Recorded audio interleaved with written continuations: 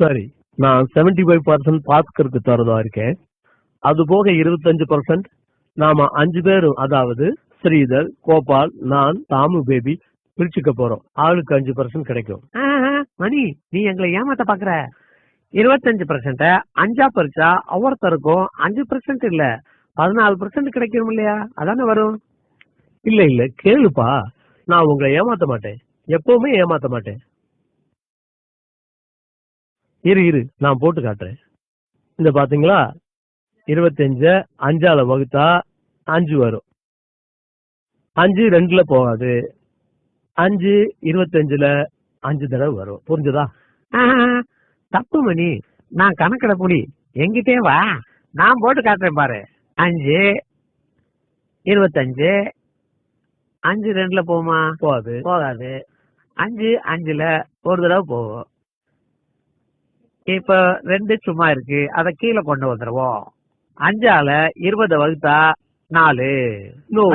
கணக்கு இப்படி போடணும். 25 5ஆல வகுத்தா 14. ஓ நோ, நான் உனக்கு புரிய வைக்கிறேன். இதோ பாரு, 5 5 தரம் 5 5 5 25. பாரு, நல்லா போட்டாரு கணக்கு. என்ன உங்களுக்கு எவன் தான் கணக்கு சொல்லி கொடுத்தானு தெரியல. கொடுங்க, இப்படி நான் போட்டு காட்டுறேன். 14 5ஆல பெருக்கினாதான் 25 வரும். 5 × 4 20.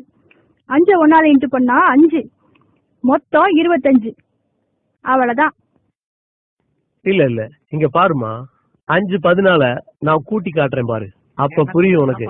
14 14 14 14 14. இப்ப கூட்டி பாரு, சரியா வரும். நீ சொல்றது தப்பு, நான் சொல்றதுதான் ரைட்டு, நீயே ஒத்துக்கோ பாரு.